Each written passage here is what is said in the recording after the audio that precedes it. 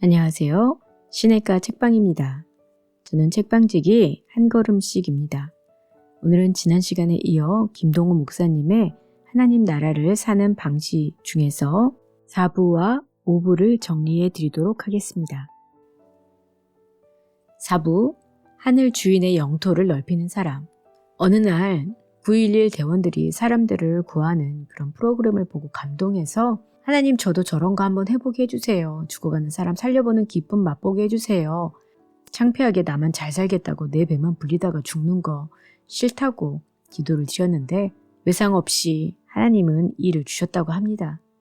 말라위에 창고를 짓고 옥수수 1kg에 20콰차 할 때 50% 값을 더해 30콰차에 100톤을 수매하고 옥수수가 떨어져 가게 되어 옥수수 1kg이 100콰차가 될 때 가난한 사람들이 그것을 살 수 없어 굶기 시작할 때에 옥수수를 풀어 1kg에 40콰차를 받고 팔았다고 합니다. 그러면 마을 사람들이 죽지 않고 그래도 33% 이익을 남겨서 그 돈으로 계속해서 해마다 옥수수를 쌀 때 비싸게 사고 비쌀 때 싸게 파는 소위 요새 프로젝트를 계속 진행할 수 있게 하셨다고 합니다. 그래서 그 말라위 사람들이 죽지 않고 이제는 사는 소망을 가지고 살아갈 수 있게 되었다고 합니다. 이런 일들을 경험하게 하신 하나님에 대해서 너무나 감사하고 기쁘게 생각하고 계셨습니다. 하나님은 우리를 자유케 하신 하나님입니다. 그 하나님으로부터 벗어나 자유하려 하면 할수록 인간은 노예가 됩니다. 자유케 하시는 하나님의 종이 되려고 하면 할수록 인간은 자유하게 됩니다. 그래서 예수님은 종처럼 예수님의 멍에를 메고 예수님을 배우라고 말씀하십니다. 예수님이 오르십니다. 좁은 길이 갈수록 넓어지고 십자가는 질수록 영광스러워지고 멍에는 매면 멜수록 가벼워집니다. 그의 종이 되어 그가 지게 하시는 멍에를 메고 그를 배우고 따르면 새털처럼 가벼워지는 삶의 무게를 경험할 수 있을 것입니다. 베트남 빈롱에서는 아주 성경적인 근사한 법이 있다고 합니다. 자기 가게가 있는 사람은 오후 5시까지만 장사하고 오후 5시에는 가게 문을 닫아야 한다고 합니다. 가게 문을 닫으면 노점상들이 물건을 가지고 거리로 나오는데 시간의 귀퉁이를 가난한 사람을 위하여 배려한 것입니다. 그런 면에서 베트남이 우리나라보다 선진국이라고 생각합니다. 우리나라에서 노점상은 불법입니다. 그러나 베트남에서 오후 5시 이후의 노점상은 합법입니다. 오히려 오후 5시 이후에 가게 문을 열고 장사하는 점포상이 불법입니다. 우리나라는 법을 어기지 않고는 가난한 사람이 먹고 살기 힘듭니다. 베트남은 가난한 사람도 얼마든지 합법적으로 먹고 살 길이 있습니다. 그래서 우리 재단은 그 야시장 상인들을 지원한다고 합니다. 합법적으로 그 시의 공무원들과 함께 12명이 떼거리로 남의 밭에 들어가 밀 이삭을 잘라 먹어도 되는 예수님 시대의 이스라엘이 좋습니다. 오후 5시에는 합법적으로 노점을 할 수 있는 베트남이 좋습니다. 그것을 우리는 배려라고 합니다. 배려는 동정과 다릅니다. 배려가 훨씬 더 인격적인 개념입니다. 강제 독식의 세상에서 늘 남의 밭에 밀을 마치 자기 밀처럼 잘라 먹을 수 있었던 인간적인, 인격적인 배려가 있었던 그 따뜻한 세상을 꿈꿉니다. 내 귀퉁이와 오후 5시 이후를 남겨놓는 세상이 좋습니다. 그런 세상을 만들어가는 사람들이 좋습니다. 김동호 목사님의 인생을 돌이켜보며 가장 잘 설명할 수 있는 말은 생각해보면 충동적이라는 것이랍니다. 감동이 언제나 충동하게 하고 깨달음과 감동은 그냥 내버려 두지 않고 자꾸 무엇을 하도록 충동질했다고 합니다. 그래서 끊임없이 무엇인가 자꾸 일을 저질렀다고 하네요. 교회를 분립하고 담임 목사 자리에서 내려온 후 제일 크게 집중하고 있는 일은 높은 뜻 교회가 세운 열매 나눔 재단입니다. 하나님의 은혜로 열매 나눔 재단은 정말 기적적으로 자리 잡아가고 있습니다. 그럼에도 불구하고 열매 나눔 재단에는 풀어야 할 숙제가 크게 있습니다. 높은 뜻 교회는 재단을 위해 처음에 20억 원을 헌금했고 5년 동안 매년 10억 원씩을 내기로 약속을 하였습니다. 그것을 마중물 삼아 열심히 펌프질을 하고 있는 중인데 이제 교회가 매년 10억 원의 자원이 얼마 남지 않았습니다. 나는 재단의 이사장으로 교회의 지원이 끝나기 전에 최소한 1년에 10억 원 이상의 후원금을 모아야 합니다. 만만치 않지만 하나님의 은혜로 후원자 발굴과 후원자 모금은 참 성공적입니다. 하나님이 도와주시면 목표를 항상 달성해 주실 것으로 알게 됩니다. 사실 그것만으로도 버거운데 감동이 충동질해서 그냥 또 지나가지 못하고 자꾸 다른 일들을 저질렀다고 합니다. 아프리카 케냐를 높은 뜻 하늘교회 이상현 목사와 함께 다녀오면서 선교사 자녀들을 위한 학교에 학교 시설 보수를 위해 5만 불이 필요하다는 이야기를 듣고 충동적으로 약속을 했다고 합니다. 귀국하자마자 5만 불을 만들어 보내고 또 다른 목사로부터 북한 사역을 위해서 식량을 사줘야 한다면서 거기에 필요한 돈이 약 3억 원이라고 했습니다. 감동은 충동을 낳고 충동은 행동을 낳습니다. 그리고 행동은 부담을 낳습니다. 그런데도 결국 모른 척 지나가지 못하고 또 일을 저질렀습니다.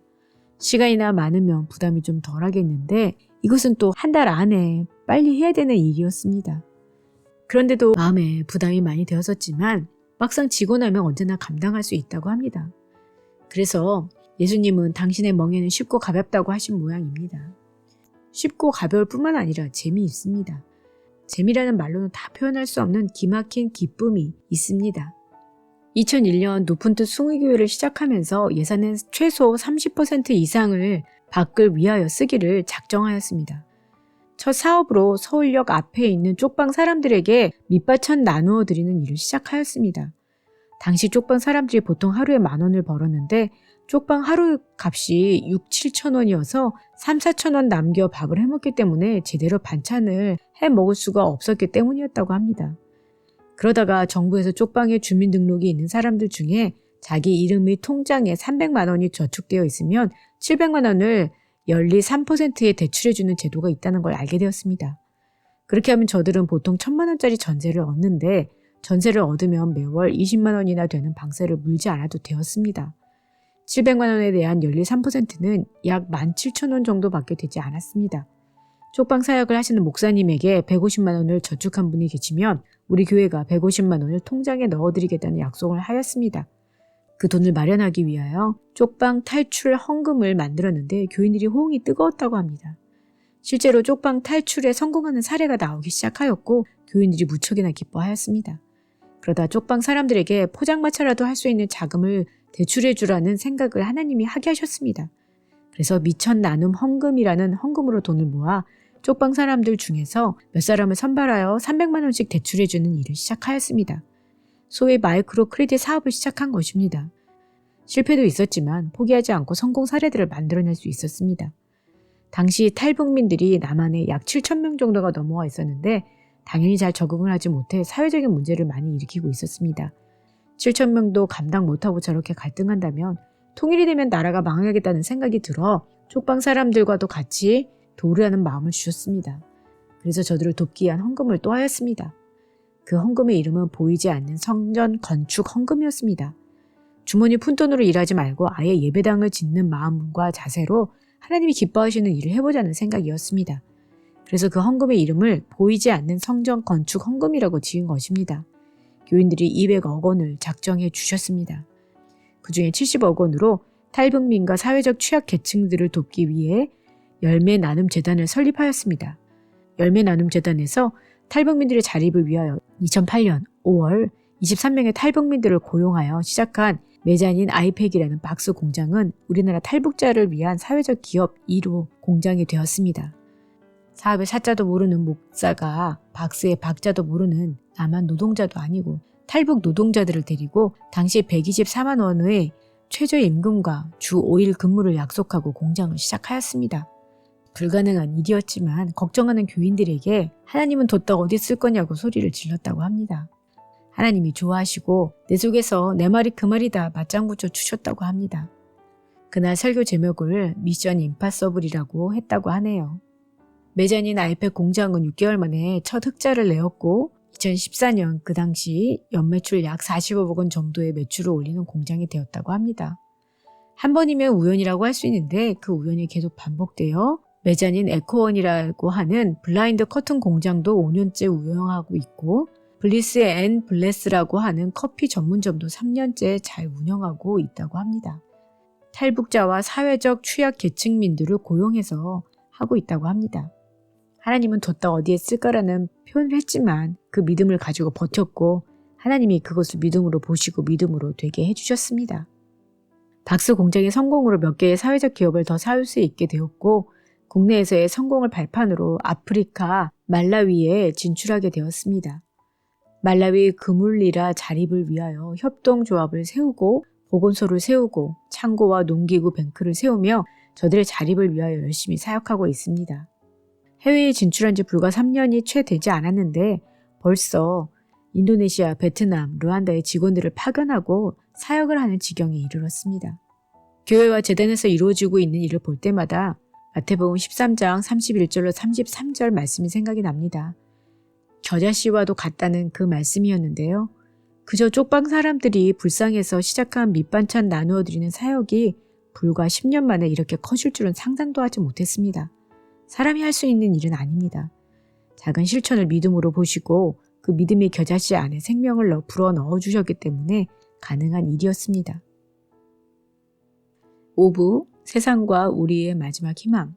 신령한 복을 사모하면서도 세상의 복을 우습게 여기지는 않고 하나님이 주고 싶어 하시는 세상의 복까지도 우습게 여기는 것은 시건방진 것이라고 생각하며 하나님께 복을 달라고 기도하고 있다고 합니다.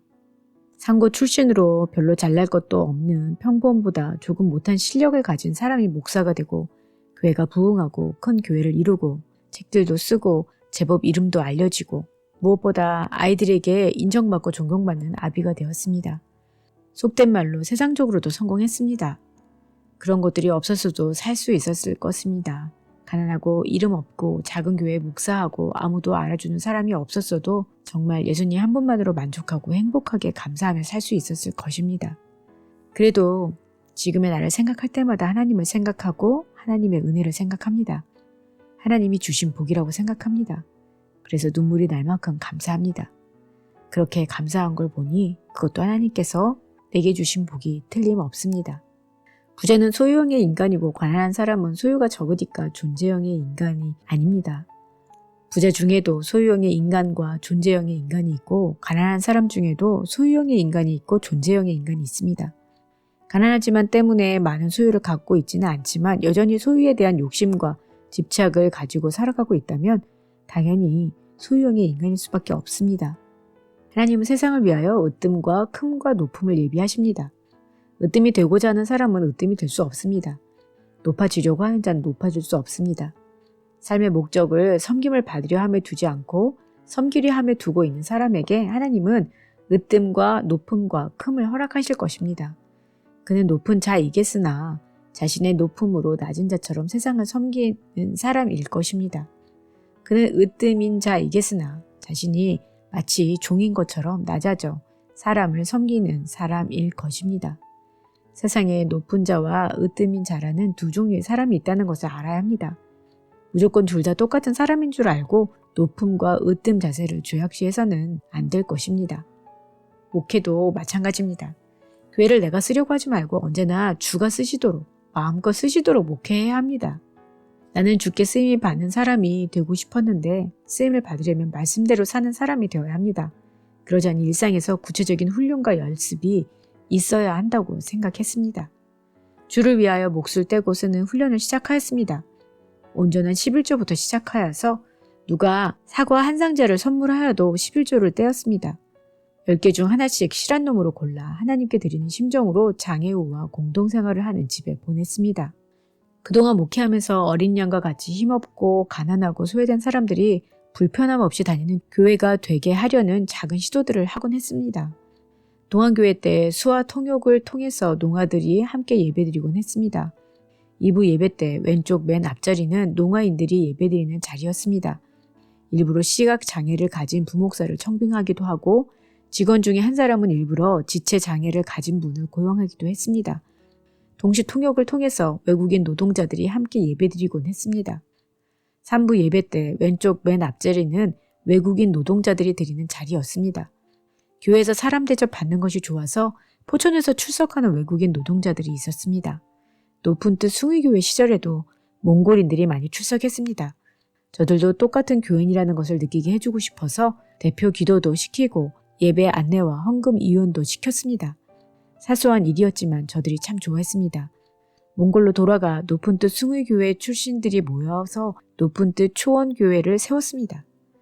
성전에서 맹인과 다리 저는 사람들이 예수님께 나아왔습니다. 예수님은 저들을 고쳐주셨습니다. 요즘 우리들의 교회에서는 점점 저들과 같이 가난하고 약한 사람들이 사라져가고 있습니다. 상처받기 때문입니다. 주눅들기 때문입니다. 한국은 아직 목사들에게 세금을 징수하지 않습니다. 그런데 김동호 목사님은 1982년 1월부터 지금까지 세금, 근로소득세를 내고 있습니다. 1982년 1월 영락교회 부목사로 부임하였더니 그때 이미 영락교회에서는 목사들도 다 세금을 내고 있었기 때문입니다. 많은 사람들이 나에게 왜 세금을 내느냐고 물었습니다. 나는 그때마다 국민이니까 라고 대답합니다. 그러나 정말 또 해주고 싶은 말이 있습니다. 그런데 이 말은 속으로 감춥니다. 나라를 사랑하니까. 죽어가는 회양목을 안타까워하고 회양목을 살리고 싶어 하니까 원희에 대한 아무런 지식과 능력이 없는 아마추어인 나도 결국 그 화양목을 살려내었습니다. 하물며 하나님이시겠습니까? 주 안에 사망은 없습니다. 실패는 없습니다. 하나님은 죽은 자의 하나님이 아니라 산 자의 하나님이십니다. 왜 성전이 무너졌을까? 여러 가지 이유를 들 수 있겠지만 대표적인 이유는 교회 지도자들의 타락과 부패 때문이었습니다. 예수님은 마태복음 23장에서 그것을 신랄하게 지적하고 책망하셨습니다. 베드로는 자신의 신앙에 대하여 자신만만하였습니다.